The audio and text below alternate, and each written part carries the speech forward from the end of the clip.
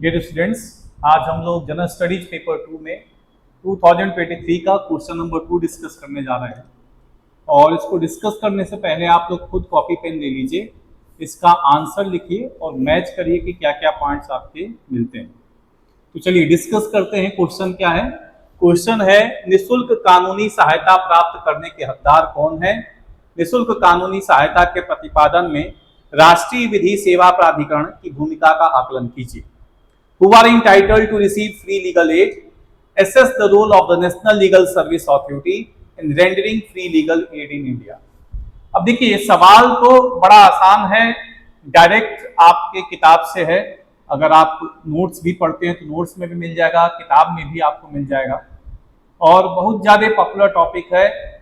हर समय साल भर में आपको 2-3 बार ऐसा कोई कॉन्फ्रेंस मिल जाएगा जो चीफ जस्टिस ऑफ इंडिया कर रहे होंगे नेशनल लीगल सर्विस अथॉरिटी के अंदर, नालसा के अंदर, क्योंकि नालसा के सेंटर में यूनियन में pattern in chief chief justice of India है, स्टेट में pattern in chief chief justice of the high court है। तो ये आप देखिएगा, हाई कोर्ट के चीफ जस्टिस है। डिस्ट्रिक्ट में पैटर्न इन चीफ जो आपका सारा लीगल सर्विस अथॉरिटी के बारे में देखता है वो डिस्ट्रिक्ट जज आपका होगा। तो हमारे यहाँ पे कॉन्स्टिट्यूशन के गोल्स को देखिए, इसमें क्वेश्चंस को आप कुछ छोटे छोटे पॉइंट्स में डिवाइड कर सकते हैं। पहला तो सवाल यही पूछ रहा है कि who are entitled to receive free legal aid, किन्हें किन्हें निःशुल्क विधिक सहायता मिलेगा। दूसरा ये पूछा जा रहा है कि नेशनल लीगल सर्विस अथॉरिटी का क्या भूमिका है हमारे देश में निःशुल्क विधिक सहायता देने के लिए। तो पहली बात तो आपको एक इंट्रोडक्शन लिखना होगा। उस इंट्रोडक्शन में ये बताना होगा कि नेशनल लीगल सर्विस अथॉरिटी कब बना, क्या उसका बेसिक क्राइटेरिया है, किस एक्ट के अंदर काम कर रहा है, कौन से ऑर्गेनाइजेशंस हैं, और उसके बाद आप ये भी बताइएगा कि किस गोल्स को अचीव कर रहा है, कॉन्स्टिट्यूशन के कौन से गोल्स को अचीव कर रहा है ये, साथ ही साथ में कौन कौन इसका फायदा ले सकता है। फिर थोड़ा सा इसमें ये भी देखिएगा, एसेस द रोल एसेस करना है तो आपको ये बताना है कि क्या इनके अचीवमेंट्स हैं और क्या इनके ड्रॉबैक्स हैं, क्या शॉर्ट कमिंग्स हैं, जिसके वजह से नालसा या स्टेट लीगल सर्विस अथॉरिटी या डिस्ट्रिक्ट लीगल सर्विस अथॉरिटी ठीक से काम नहीं कर पा रहे हैं। तो चलिए पहले हम लोग देखते हैं कि आपके किस ऑर्गेनाइजेशन के अंदर, किस एक्ट के अंदर ये आपका काम करना शुरू किया। तो देखिएगा, लीगल सर्विस अथॉरिटी एक्ट आपका पास किया गया था, और ये जो लीगल सर्विस अथॉरिटी एक्ट पास किया गया था 1987 में, उसी के अंदर नेशनल आपके legal service authority, national legal service authority आपका क्रिएट किया गया, और स्टेट के लेवल पे स्टेट लीगल सर्विस अथॉरिटी और डिस्ट्रिक्ट के लेवल पे district legal service authority create किया गया। अब इन ऑर्गेनाइजेशंस का मेजर रोल क्या है? क्या इसका मेजर रोल है नेशनल लीगल सर्विस अथॉरिटी या स्टेट लीगल सर्विस अथॉरिटी का? तो ये जो कॉन्स्टिट्यूशन के गोल्स हैं, जैसे कॉन्स्टिट्यूशन के गोल्स क्या है, इसका बेसिक जो आप देखिएगा कि एम है वो कॉन्स्टिट्यूशन के गोल्स को फर्दर करना है। जैसे आर्टिकल 39A है, जैसे आर्टिकल 22 है, आर्टिकल 14 है, आर्टिकल 21 है, ठीक है। और भी आप देखिएगा कि जो डायरेक्टिव प्रिंसिपल्स में आर्टिकल 41 है, ऐसे गोल्स को भी अचीव करता है ये। जैसे इसमें आर्टिकल 39 क्या है? Equal justice and free legal add, समान न्याय और निःशुल्क विधिक सहायता। तो ये जो फ्री लीगल एड आपका है नालसा के अंदर, ये आर्टिकल 39A के गोल को, जो directive principle of state policy है, उसको अचीव करने में मदद करता है। फिर आप देखिएगा कि इसमें ये भी आपका है आर्टिकल 14 में, equality before law and equal protection of law. तो equality before law, equal protection of law कैसे अचीव होगा? कई सारे ऐसे व्यक्ति हैं हमारे देश में जो कि कोर्ट के अंदर जाके अपने केस को नहीं लड़ सकते। तो इक्वल प्रोटेक्शन ऑफ लॉ के अंदर क्या है, आप कह सकते हैं कि जो लोग अपना केस कोर्ट में नहीं लड़ सकते या जिनके पास कैपेसिटी नहीं है, नॉलेज नहीं है, मॉनेटरी आपके शॉर्ट कमिंग्स हैं, उनके लिए ये लीगल सर्विस अथॉरिटी काम करता है। प्लस आप देखिएगा कि 22 के अंदर आपका ये भी कहा गया है, आर्टिकल 22 के अंदर, कि जो भी हमारे देश में व्यक्ति आपका गिरफ्तार होता है उसको डिफेंड करने का अधिकार है अपने चाहे वकील के अनुसार। लेकिन कई बार ऐसा होता है कि जिन लोगों को गिरफ्तार किया जाता है वो लोग वकील नहीं कर सकते, ना तो उनके पास मॉनेटरी कैपेसिटी है, ना ही उनकी कोई जानकारी है। उस केस में आर्टिकल 22(1) के गोल को अचीव करने के ये आपका मदद करता है। दूसरा बात आर्टिकल 21 है, उसमें भी आप देखिएगा कि आप जो देखिएगा राइट टू लाइफ में राइट टू स्पीडी ट्रायल है, त्वरित न्याय का अधिकार भी आपको मिलता है, तो उसके गोल्स को भी अचीव करता है। तो आर्टिकल 39A के गोल को अचीव करता है, आर्टिकल 14 के गोल को अचीव करता है, आर्टिकल 22(1) के गोल को अचीव करता है, आर्टिकल 21 के गोल को अचीव करता है। ये जो आपका equal justice and free legal add का कंसेप्ट है, नालसा का कंसेप्ट है, इससे हम लोग ये सारे गोल्स को अचीव कर रहे हैं। प्लस ये भी आप देखिएगा कि अनडिजर्व्ड वांट की भी बात कही गई है डायरेक्टिव प्रिंसिपल्स में। ऐसा व्यक्ति जिसको कोई नहीं आपका मदद करने वाला है, उसकी भी मदद करने के लिए सरकार आपके लिए तत्पर रहेगी। उसमें यह भी आ सकता है कि फ्री लीगल एड भी उसको प्रदान किया जाए। प्लस आर्टिकल 23 के अंदर जो इमोरल ट्रैफिक प्रिवेंशन एक्ट है, उसमें ऐसे लोगों को जिनके साथ अनैतिक दुर्व्यवहार हुआ है या जिनकी मानव तस्करी हुई है, उनको भी सहायता प्रदान करने में लीगल सर्विस अथॉरिटी का उपयोग किया जाता है। महिलाओं को और बच्चों के अगर कोई शोषण हुआ है, उनको भी आपके लीगल सर्विस प्रोवाइड करने में मदद किया जाता है। तो पहले तो ये समझ लीजिए कि किनको किनको आपका प्रोवाइड किया जाएगा। तो पहला है जिनको ये अधिकार मिलता है, फ्री लीगल एड मिलता है, शेड्यूल कास्ट, शेड्यूल ट्राइब। दूसरा वुमेन और चिल्ड्रन, ये आप देख सकते हैं आर्टिकल 14 एक बड़ा एक व्यापक आर्टिकल है, equality before law, equal protection of law. उसके अंदर वुमेन, चिल्ड्रन सब आ जाएंगे। शेड्यूल कास्ट, शेड्यूल ट्राइब, जो लोग अपना संरक्षण नहीं कर सकते उनका संरक्षण करने की बात, उनको जस्टिस देने की बात आ जाएगी।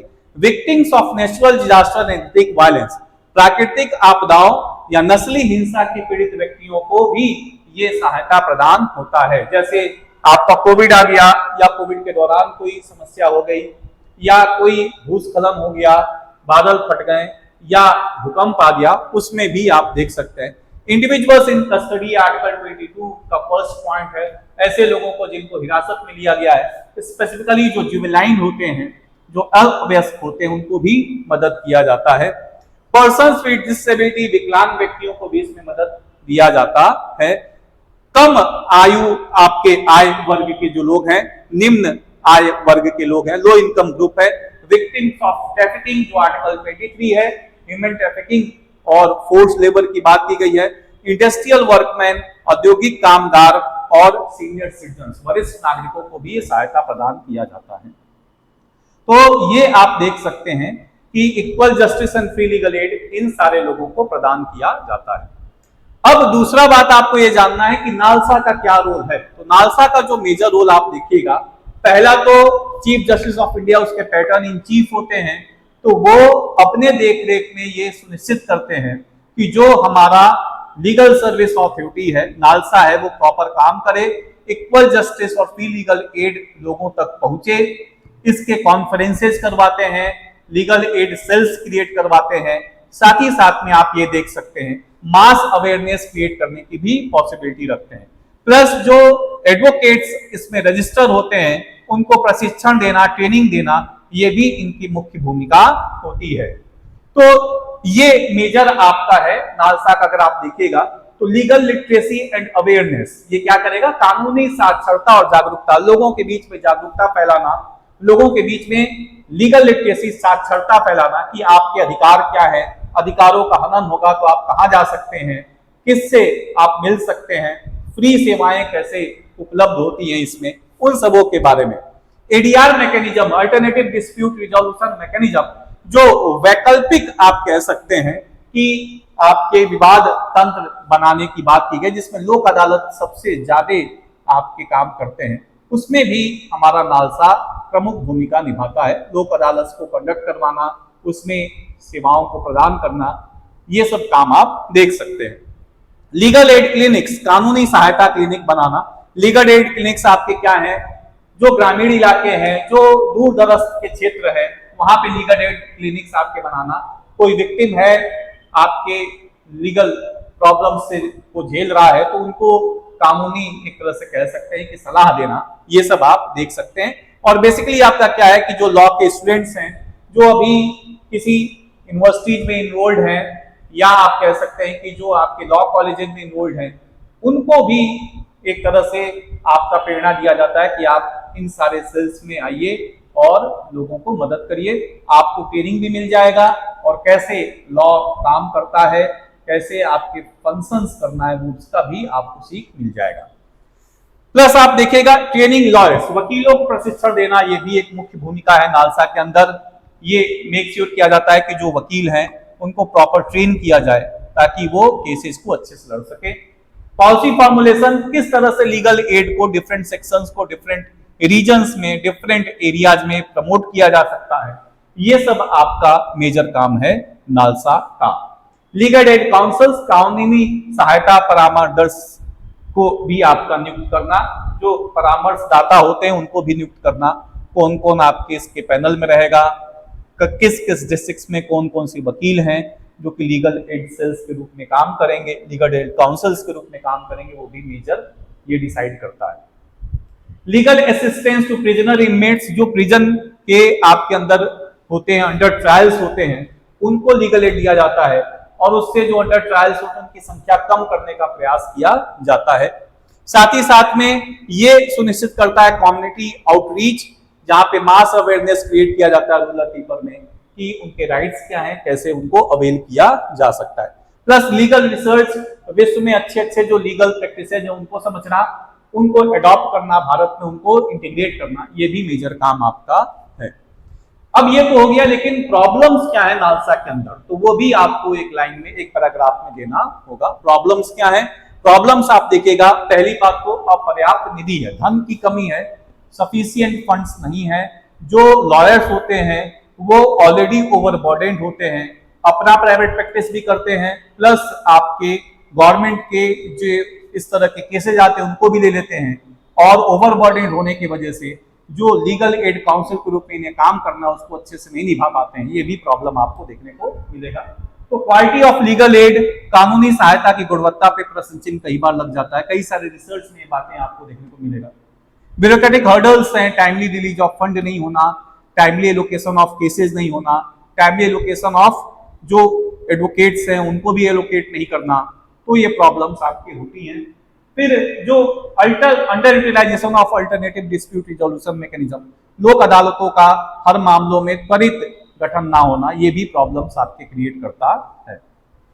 अब सॉल्यूशंस क्या आप देख सकते हैं, तो सॉल्यूशंस आप देख सकते हैं क्या क्या किया जा सकता है। तो बजट बढ़ा दिया जाए नालसा के अंदर, बहुत कम प्रतिशत आपका नालसा में दिया जाता है, लोगों को जानकारी का अभाव है अल्टरनेटिव डिस्प्यूट रिजोल्यूशन मैकेनिज्म का, उसको भी बढ़ाया जाए। ठीक है, ढांचागत मजबूती प्रदान किया जाए, बुनियादी ढांचे को मजबूत किया जाए, कोर्ट्स को प्रॉपर रन करवाया जाए, अल्टरनेटिव डिस्प्यूट रिजोल्यूशन मैकेनिज्म, लोक अदालत को प्रॉपर कंडक्ट किया जाए, जो वकील हैं लीगल एड सेल्स के रूप में काम कर रहे हैं उनको प्रॉपर ट्रेनिंग दी जाए, यूनिवर्सिटीज को रीच किया जाए, लॉ यूनिवर्सिटीज को स्पेसिफिकली, जहां पे आपके ऐसे जो 4 ईयर कोर्स इंटीग्रेटेड है, 5 इयर्स LLB LLM में इंटीग्रेटेड है, उनको इस तरह में प्रेरणा दिया जाए कि वो गांव और दूर दराज एरिया में जाके आपके लोगों को, उनके प्रॉब्लम्स को समझें, उनको काउंसल करें। लॉ स्कूल एंगेजमेंट किया जाए, focus campaign targeting rural and remote areas, regional languages का भी उपयोग किया जाए, लोकल इन्फ्लुएंसर्स का उपयोग किया जाए ताकि लोग अपनी समस्याओं को खुलकर सामने लेके आए। तो ये सारा आप देख सकते हैं।